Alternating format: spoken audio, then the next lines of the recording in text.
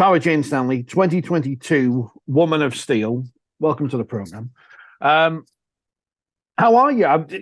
Last year was a long year, obviously with York, all the successes, League Leaders Shield, getting to the grand final, then a World Cup with England. Have you been able to recharge yourself physically and mentally ahead of the brand new season?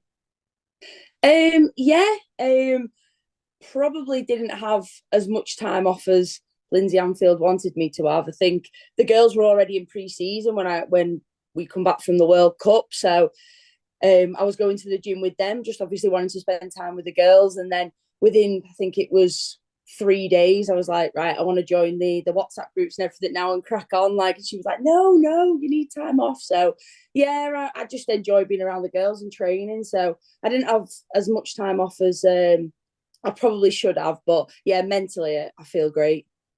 Is that the hardest part? That you want to keep yourself away, but you can't because you love it so much. Yeah, and to be honest with you, most of my mates play rugby as well. So when I wanted to do anything on a night, they were like, "Oh, sorry, we've got to fit in this session, or we're off to the gym or swimming." And I was like, "Right, I'm just going to join you then. Just keep it on the quiet." But no, it was good to have a little bit of time off. 2022 was a long year, but a successful one on the field with York, obviously winning the League Leaders Shield, but just coming up too short in the grand final. And I'm guessing that's one of the aims for 2023 is to bring some more silverware back to the club. Yeah, of course it is. Any final, any semi that we reach, we want to win it, and we did. We just come up short against Leeds, and we've definitely reflected on that game, and we hopefully know now where we can better ourselves. So yeah, obviously we've got to get there first, and then hopefully if we get there, we can lift some silverware. Well, as you showed during the season, they are beatable Leeds, but it's just in finals they seem to have something about them. I don't know what it is. I don't know if you know what it is yet.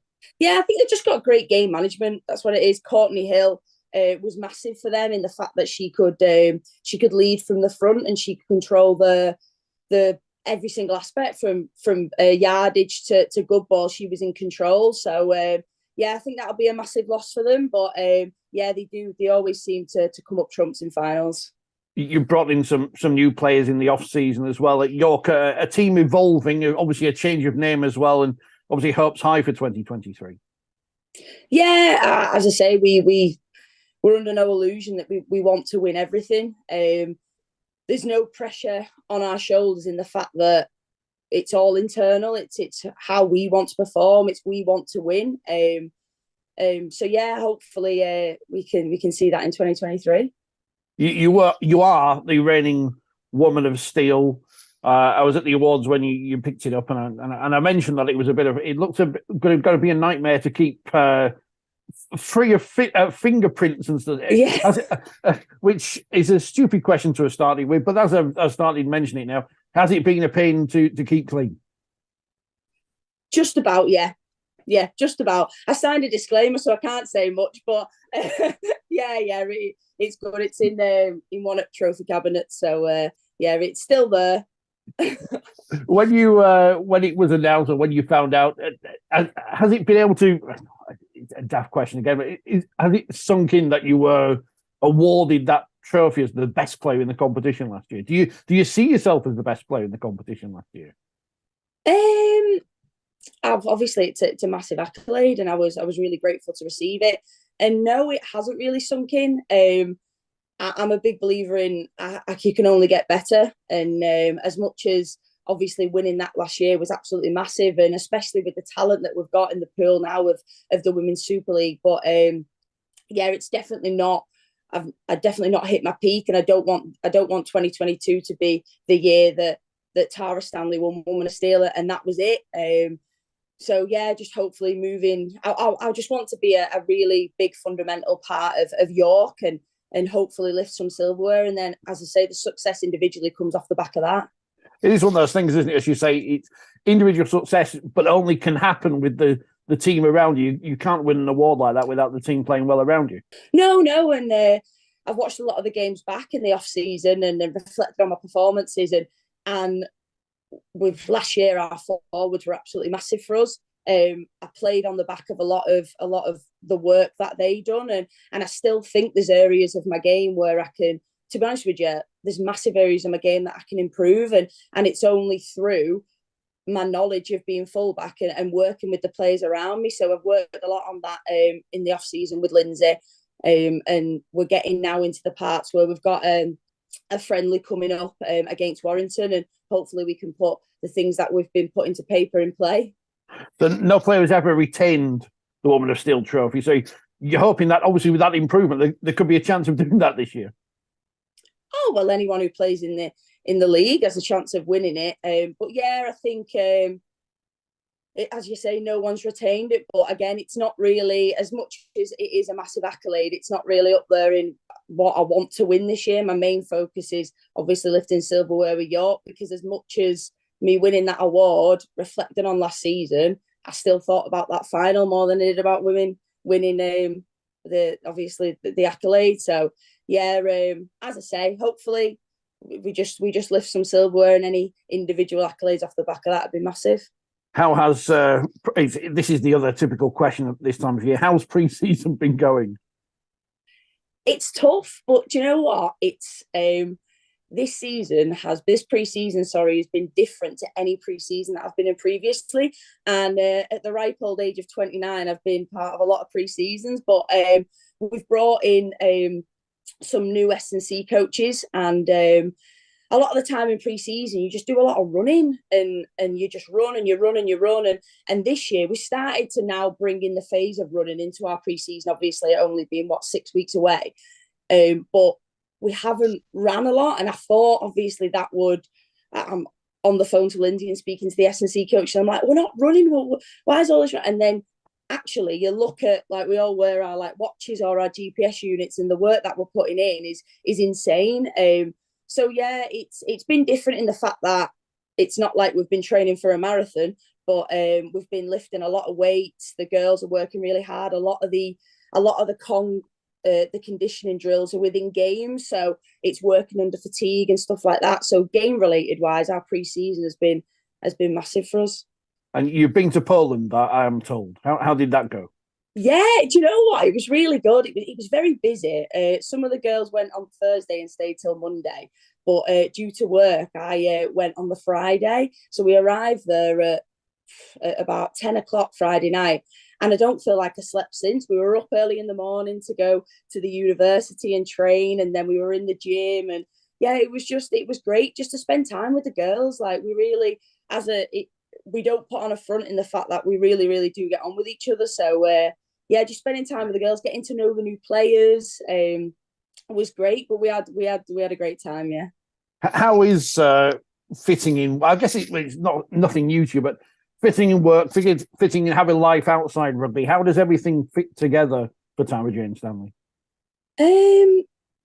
It's a busy life. Don't get me wrong. Like, when I work in an office, and when I speak to the girls, I work 7:30 while 5, Monday to Friday.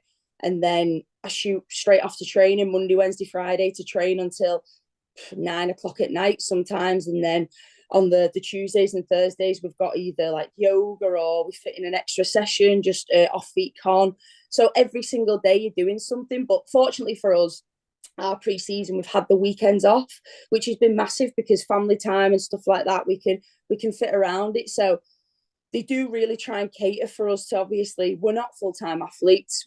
I work 50 hours a week on top of training, but I want to go to training still. It's never a chore. So Lindsay and the coaching staff are massive on, if you enjoy it, you're going to turn up, and physically and mentally we do turn up. So it's good.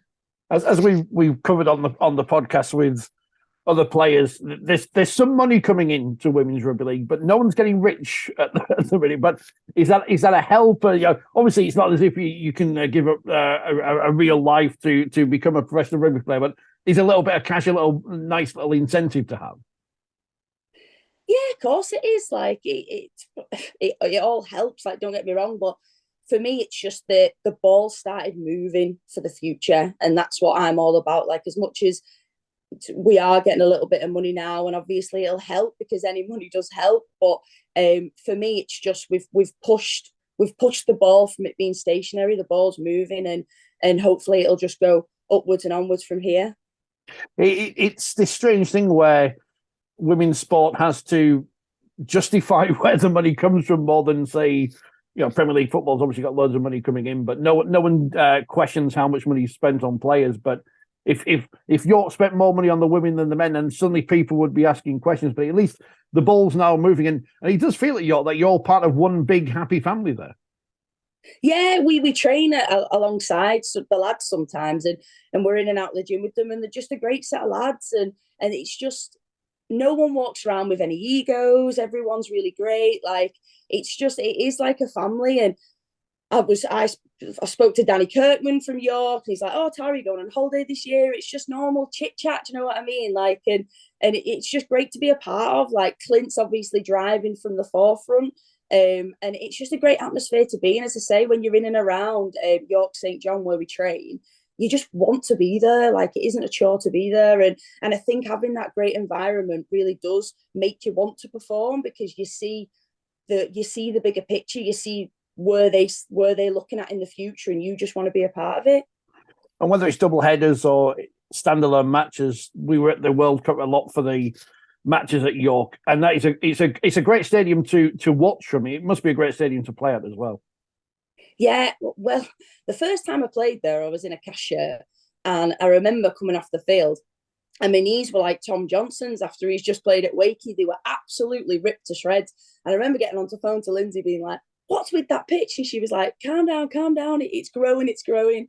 So yeah, the first time I played there, I was a bit dubious, but then we went back later on in the year, and yeah, it's great. It suits my game perfectly. In the essence that the ball bounces up well, and little things like the size of the pitch is the same size as the pitch that we train on. So they've even done it down to the little details like that, which I love the attention to detail when it comes like that. So no, just playing there, the atmosphere, the fans, all the facilities that we get, everything's it's just a lovely place to play. Mentioning the World Cup, obviously it didn't end in the best of fashion for England at York, but what was your experience like playing for England during that whole tournament? It was different for me, really. Obviously, thinking that I was going to go in playing fullback and then playing centre, and it was time where I just had to think, what do I want to get out of this? And I want to be recognised as a good rugby league player. And yeah, short space of time to adapt to the centre position, but I just really enjoyed it. It was obviously spending time with the girls. We just shared memories that'll never be forgotten. So yeah, it didn't end the best of ways, and after it, you spend time with your family, and you sit down and you're like, worked so hard, and we just fell short again, and I felt like that happened at club, and then it happened at country, and it's just like you just think to yourself, you can either sit in this dark hole wondering what you're going to do next, or you can just crack on and realise that you play rugby league because you absolutely love the sport. Well, when did you find out you weren't going to be playing fullback? Because it was obviously a surprise. It was a surprise to us sat in the stands as well for that first game. So it was mentioned in one of the training sessions leading up a couple of weeks before, and then Craig sat me down. I think it was 2 days before the first game, and he was like, "Right, yeah, so I'm going to put Fran at fullback," and I was like, "All right, okay, that's fine." Like completely aside. But you're going in at centre. And I was like, okay. And to all respect to Craig, he could see that, like, obviously it shook me at first. Then he was like, just have faith in yourself. Like, we've got faith in you. Just do what you do when you throw a number one shirt on and you go out there and play for your country. And yeah, to be honest with you, I actually really, really enjoyed it. I enjoyed the physicality of the position. I enjoyed learning more things about rugby, because obviously when you play a position time and time again, you can sort of get complacent in knowing what you think you know about the position, and stepping into another role. For me, it was a great experience, and it definitely opened my eyes to different aspects of my game that I need to work on. There was no sense before the World Cup then, because it did look like Leeds had moved Fran and Caitlin around a bit. They were swapping from wing to fullback, but you had no inkling that you might not be playing there.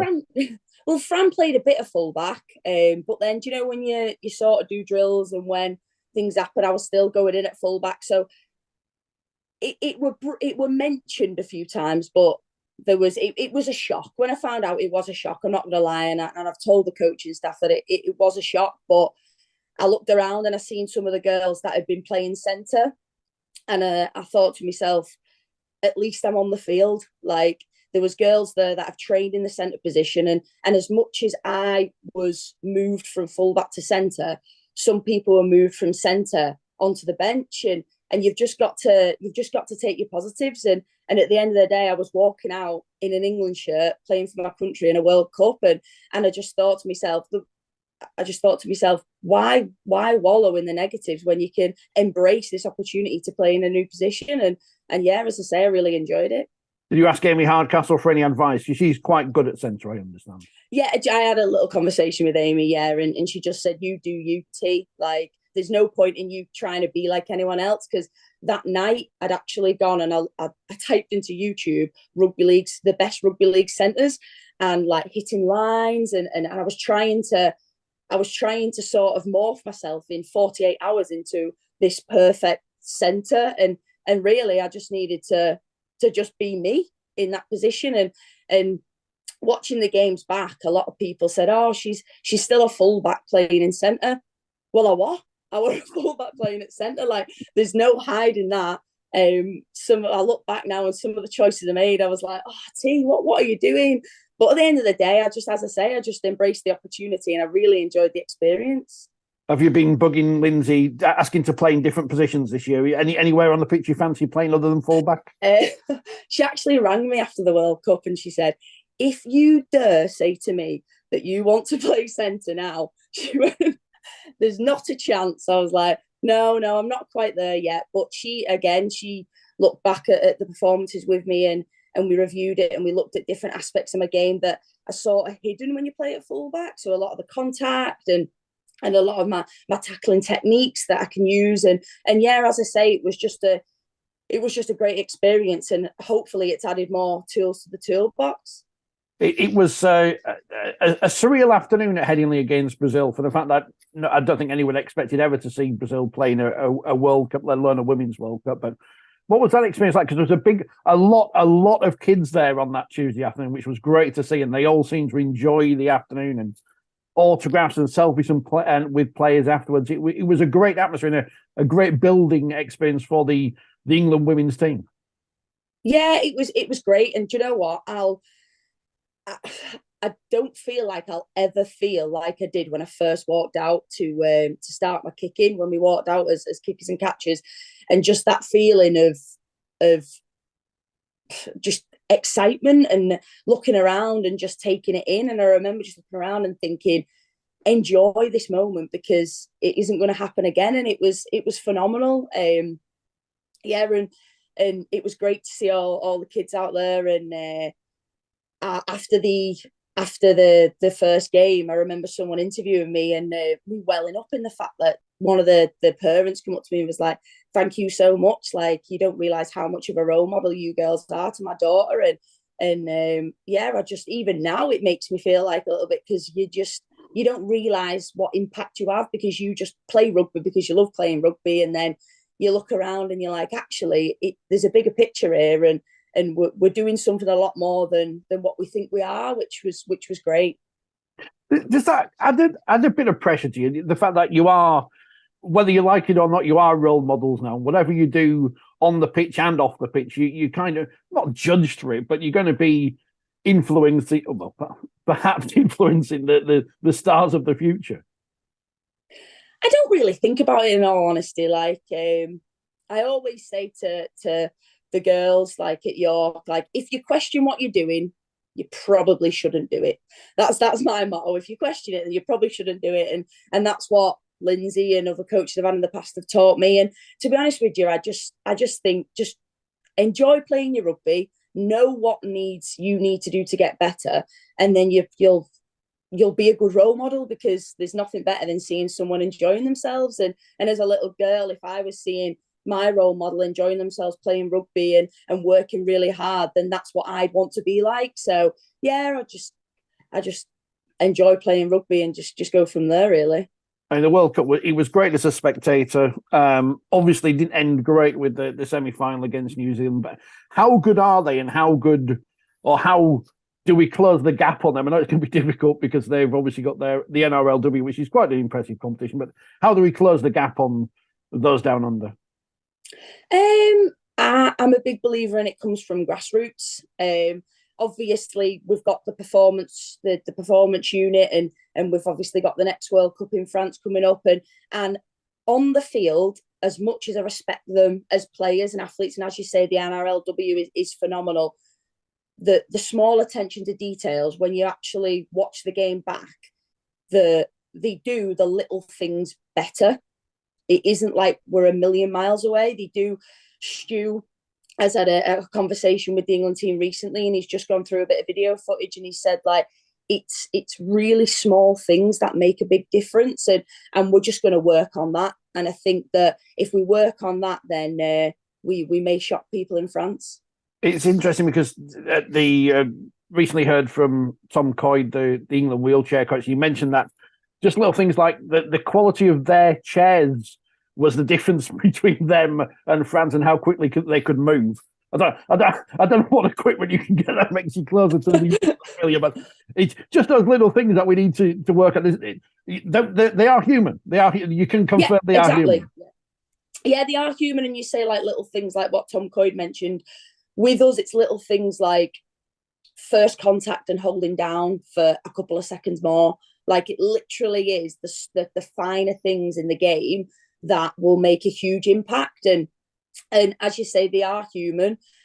They're very respectable athletes. They're fantastic at their rugby league. Like, obviously, we watch them against us, and Australia are the same. Like, but as you say, they are only human, and there's definitely more from us that we can give. Like, we obviously give our all in that semi-final, but I know as a country, and as obviously on the back of the Women's Super League that we play week in, week out, if we learn in our clubs those small areas of improvement, it'll make a massive difference when we get on the international stage. We say about the men's game that there needs to be more internationals to get the awareness of the sport out there, but it seems the same in the women's, in the wheelchair game. We saw with the World Cup that those two elements, which when the World Cup was launched years ago, may have been just seen as side events, really captured the imagination of the public in both forms. How important is England getting out there and playing to grow the sport, not just among future players, but spectators as well?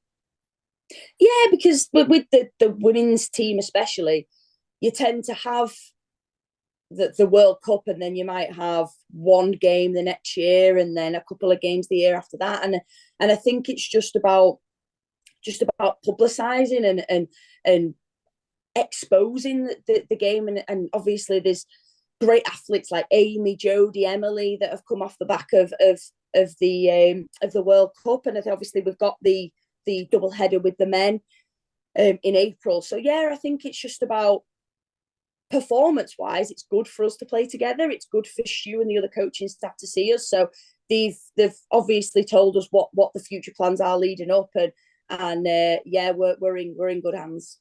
Warrington for that international, Wembley on the horizon as well in the Challenge Cup final. How big of a carrot on the end of the stick is potentially, because I did the Challenge Cup final at Warrington in 2018, had finals at Bolton, Ellen Road last year, Lee the other year. Wembley is quite a few levels above those venues. No disrespect to any of them. It's massive to play at Wembley, and I've actually got a little bit of a funny story on this story. So it's my 30th birthday this year, and my mum said to me, Tara, we want to take you away. So I said, yeah, that's fine. So I'll give her some dates, and she's booked it for the semi-final leading up to Wembley. So obviously she's booked it, and I said, do not change a thing. Don't change one thing in that holiday. I said, because I don't want it to be a bad curse. But she's already said, well, Tara, I know that obviously if you get through the quarterfinals, you ain't going to be coming on holiday, are you? And I was like, absolutely not, Mum. So it's that big that I'm willing to miss. I think we've got like a group of 15, 20 of us going out to Turkey, and the reason they're all going for it, my 30th birthday, I might not be there if we get to the semi-finals. So there's always a funny story when it comes to me and holidays. But yeah, it's absolutely huge. And just the thought of walking out at Wembley, like you see it. And I've been to one of the Challenge Cup finals before, and I've just sat in the stands, and I was like, I want to play here. Like, this is where I want to play. I went to Old Trafford, and I've said I want to play there. Like, these, you as you come towards the latter stages of your career, you look at venues and you're like, if I get the opportunity to play here, I want to play. And Wembley's obviously up there. Obviously, I've never played at Wembley, but I have reported from there on the radio. And I was there the day before the final for the captain's run in 2014. And you walk out into the bowl, don't look up. If you do get the opportunity, don't look up, because it is absolutely massive. It doesn't look as big on TV as it actually is. It was quite scary. And I was just speaking on the radio. I wasn't even doing anything physical. No, it is huge, yeah. It's obviously going to be a big year in 2023. York are ready. How ready is the competition? Because obviously there's going to be a few more eyes on it after the World Cup last year. There'll be a few people who saw England play, saw the final, think, well, I'm going to get involved, watch some Women's Super League this year. How do you think the competition is going to go as a whole?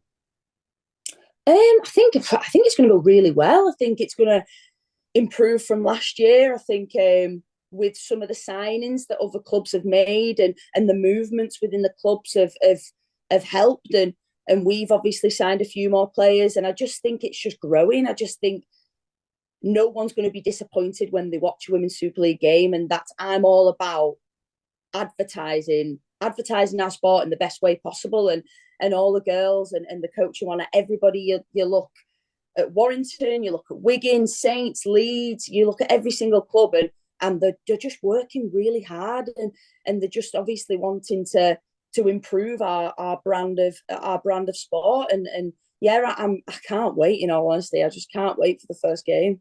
I think played for years without any coverage at all. Really, do you enjoy playing on the telly? Do you enjoy that different kind of atmosphere around when the TV cameras are there? Yeah, I do, and I do. I like playing.